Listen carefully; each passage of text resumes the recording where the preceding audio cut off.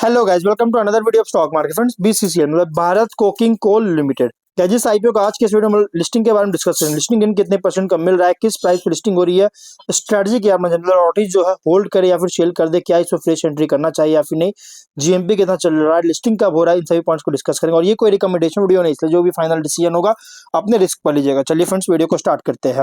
तो guys, IPO जो 1071 करोड़ का इशू साइज है, फुल्ली ओएफएस आईपीओ है, 23 रुपीज का अपर प्राइस बैंड है। बीएससी और एनएससी दोनों एक्सचेंज में लिस्टिंग होने जा रहा है। तो गाइस, लिस्टिंग के बाद आप किसी भी एक्सचेंज में ट्रेड कर सकते हैं, बीएससी या एनएससी किसी में भी आप इसमें ट्रेड कर सकते हैं।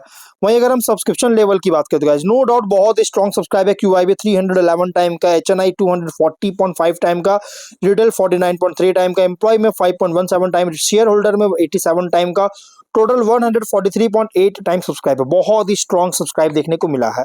वहीं अगर जीएमपी की बात करेंगे तो कंपनी का जीएमपी 12.4 रुपीज का ट्रेड कर रहा है, 54% का, नो डाउट बहुत ही स्ट्रॉन्ग डेब्यू करने जा रहा है। 35.4 रुपीज का एस्टिमेटेड लिस्टिंग प्राइस, 7440 रुपीज का एस्टिमेटेड प्रॉफिट सिंगल लॉट पर मिल सकता है। और स्ट्रेटजी क्या करना चाहिए, देखिए एंकर से कंपनी ने लगभग अगर हम बात करें तो एंकर से 273 करोड़ का फंड रेज किया गया है। अब स्ट्रेटजी देखिए, इसमें हम लोग बात कर लेते हैं क्या स्ट्रेटजी अपना चाहिए। सबसे पहले अगर हम बात करेंगे रिफंड्स का, तो ऑलरेडी रिलीज कर दिया गया, जिनको अलॉटमेंट नहीं हुआ शेयर्स डिमैट अकाउंट में भी क्रेडिट हो गया 15 जनवरी को। और लिस्टिंग डेट जो है शिफ्ट किया गया 19 जनवरी को, हॉलीडे होने के कारण, जो कि कल का डेट रखा गया है। अब यहाँ पे स्ट्रेंथ क्या है कि इंडिया की लार्जेस्ट प्रोड्यूसर है कोकिंग कोल का, जो कि क्रिटिकल रॉ मटेरियल होता है स्टील मेकिंग के लिए, जो कि स्टील इंडस्ट्रीज की इनपुट सप्लाई को मेजरली कंट्रीब्यूट कर रही है। कोल इंडिया लिमिटेड का सब्सिडियरी है, जो कि एक मतलब समझिए कि मोनोपोली कंपनी है, जो कि बेनिफिट मिल रहा है large state owned enterprise strong infrastructure के द्वारा बैकिंग से इस बेनिफिट मिल रहा है। बीसीसीएल का जो माइन है स्ट्रेटेजिकली लोकेटेड है झरिया और रानीगंज कोलफील्ड में, मतलब कि झरिया में, झरिया धनबाद में, और रानीगंज में, रानीगंज वेस्ट बंगाल में, जो कि ऑपरेशनल एडवांटेज दे रही है माइनिंग और लॉजिस्टिक्स में। और कमोडिटी होने के कारण, बीइंग अ कमोडिटी जो कि स्ट्रक्चरली स्टेबल डिमांड के साथ, जिससे बिजनेस जो है ना, इसका डिमांड रेसिलियंट है लॉन्ग साइकिल्स के ऊपर। और रिस्क लेकिन है क्या कि एंटायरली ओएफएस है, मतलब कंपनी खुद से कोई भी फ्रेश कैपिटल रिसीव नहीं करेगा, इसलिए लिस्टिंग गेन डिपेंड करेगा मेनली सेंटिमेंट पर, फंडामेंटल पर नहीं, बिजनेस एक्सपेंशन पर नहीं, बल्कि सेंटिमेंट पर डिपेंड करेगा लिस्टिंग गेन। और कोकिंग कोल का जो रेवेन्यू है ये टाइड है स्टील इंडस्ट्री साइकिल से, जो कि इकोनॉमिक और कमोडिटी ट्रेंड्स के साथ फ्लक्चुएट कर सकता है। गवर्नमेंट लिंक्ड पीएसयू एंटिटी होने के कारण प्राइसिंग और ऑपरेशनल डिसीजन जो कि इम्पैक्ट किया जा सकता है पॉलिसी और रेगुलेटरी डायनामिक्स के द्वारा। कॉम्पिटिटिव प्राइस वोलेटिलिटी या फिर माइनिंग ऑपरेशंस के कॉस्ट में के कारण गाइस शॉर्ट पीरियड्स में मार्जिन को अफेक्ट कर सकता है।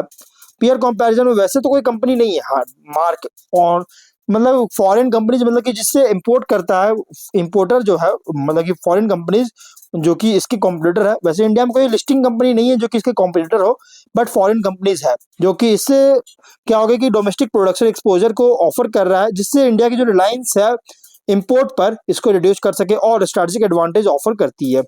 अदर रिसोर्सेज कमोडिटी आईपीओ से रिलेट करें तो बीसीसीएल जैसे मोनोपोली लाइक लीडरशिप है डोमेस्टिक कोकिंग कोल सप्लाई में, जो मैंने आपको ऑलरेडी बताया, लॉन्ग स्टैंडिंग माइनिंग ऑपरेशंस और रिजर्व्स के द्वारा बैक्ड है।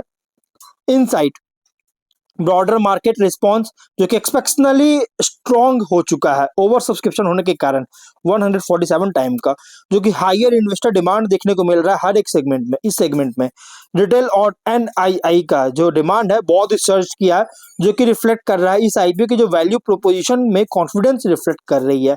स्ट्रॉन्ग सब्सक्रिप्शन और high GMP short listing gain होने के कारण, शॉर्ट लिस्टिंग गेन जो है प्रोबेबल हो सकता है, मतलब शॉर्ट लिस्टिंग गेन देखने को मिल सकता है, शॉर्ट टर्म लिस्टिंग गेन देखने को मिल सकता है। लेकिन अपसाइड जो है ना, इनिशियल पॉप मतलब अपसाइड जो है इनिशियल पॉप के ऊपर है होगा, लेकिन ये डिपेंड करेगा ब्रॉडर कमोडिटी और स्टील सेक्टर पर, जो कि फ्यूचर में लॉन्ग टर्म के लिए, और कोर कमोडिटी सप्लायर होने के कारण, स्टील मिल्स के लिए होने के कारण, लॉन्ग टर्म आउटलुक जो है ना इंडिया की इंफ्रास्ट्रक्चर और इंडस्ट्रियल ग्रोथ के ऊपर टाई किया हुआ है। और जीएमपी और मार्केट सेंटिमेंट की बात करें तो इसमें गाइस बहुत ही स्ट्रॉन्ग लिस्टिंग मिलेगा। आप ऑन एवरेज लेके चलिए 40 to 60% का लिस्टिंग आपको मिलेगा, नो डाउट। और रिन्यूड जीएमपी स्ट्रेंथ भी जो है ना, कुछ वोलेटिलिटी देखने को सजेस्ट कर रहा है परसिस्टेंट डिमांड का रिटेल और सेकेंडरी मार्केट्स में, जो कि होने के कारण जीएमपी स्ट्रेंथ रिन्यू होने के बाद भी, क्योंकि देखिए जीएमपी मैंने आपको बताया था यहाँ पे जीएमपी लगातार गिरावट आ रही है, पिछले कुछ दिनों से जीएमपी का कंसिस्टेंटली डिक्रीज हो रहा है। अब लिस्टिंग डेट सिमुलेशन की बात करते हैं। अगर स्ट्रॉन्ग प्रीमियम पे लिस्टिंग होता है, जो कि ऑलरेडी होने के चांसेस है, प्लस 35 to 45% प्लस अगर लिस्टिंग होता है, तो पार्शियल प्रॉफिट बुकिंग करने लायक कंपनी है। और fresh buyers gas trend stability का आप वेट कर सकते हैं एंट्री से पहले। मॉडरेट प्रीमियम पर अगर लिस्टिंग मतलब प्लस 15 to प्लस 25% का, तो फर्स्ट 30-45 मिनट्स के लिए होल्ड करने लायक कंपनी है और वॉल्यूम एसेस कर सकते हैं। और फ्रेश बायर्स सपोर्ट आप एंट्री तभी लीजिएगा जब लिस्टिंग प्राइस से एबव सपोर्ट कंफर्म हो जाए फिलहाल, क्योंकि गाइज ओएफएस है तो गाइज लिक्विडिटी का इशू हो सकता है, सेंटिमेंट पर ज्यादा फोकस होगा कंपनी का लिस्टिंग गेन, इसलिए गाइज थोड़ा सा आप इसमें वेट एंड वॉच कर सकते हैं। अगर फ्लैट डेब्यू करता है, जो कि चांसेस बहुत कम है, 0% to प्लस 5% का, तो 1 to 2 वीक्स के लिए होल्ड कर सकते हैं। और फंडामेंटल लॉन्ग टर्म है, इस वजह से गाइज होल्ड करने लायक है। और फ्रेश बायर्स ट्रेंड कंफर्मेशन के लिए वेट कर सकते हैं, वेट एंड वॉच कर सकते हैं। फ्रेश डिस्काउंट लिस्टिंग होता है जो कि -2 to -10%, जो कि बहुत ही रेयर चांस है, बट स्टॉक मार्केट है गाइस, इसमें कोई प्रेडिक्शन कर पाना कंफर्म नहीं होता है प्रेडिक्शन, जो कि अगर होता है लेकिन फिर भी मैं लेके चल रहा हूँ। तो फंडामेंटल्स पर जो है मीडियम टर्म के लिए होल्ड कर सकते हैं। और फ्रेश बायर्स अवॉइड कीजिएगा जब तक रिवर्सल साइन अपीयर नहीं होगा। स्ट्रैटेजी क्या होना चाहिए, तो लॉटिस अगर साइजेबल प्रीमियम अपीयर होता है तो पार्शियल प्रॉफिट बुकिंग देखने को मिल सकता है इस आईपीओ में। और डिमांड को मॉनिटर कीजिए, तो अदरवाइज होल्ड कीजिए और डिमांड मॉनिटर कीजिए। फ्रेश बायर्स बेस्ट होगा गाइज, फर्स्ट आवर का ट्रेंड और वॉल्यूम सपोर्ट को आप वॉच कीजिए, वॉल्यूम को वॉच कीजिए स्टेबल एंट्री पॉइंट के लिए। पोस्ट लिस्टिंग मतलब लिस्टिंग के बाद 1 वीक तक क्या करना चाहिए, तो वॉल्यूम सपोर्ट को ट्रैक कीजिए, लिस्टिंग प्राइस से रिलेट होना चाहिए, रिलेटिव होना चाहिए।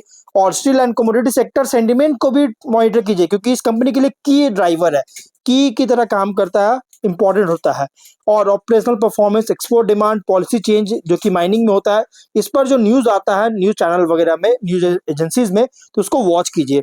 और इवेल्युएट कीजिए ब्रॉडर मैक्रो डिमांड का कोकिंग कोल के लिए, और उसके बाद ये फाइनल डिसीजन। लेकिन हाँ, जो भी फाइनल डिसीजन होगा ना, आप अपने रिस्क पर लीजिएगा। ये कोई रिकमेंडेशन वीडियो नहीं, तो मिलते हैं नेक्स्ट वीडियो में। Till then bye bye.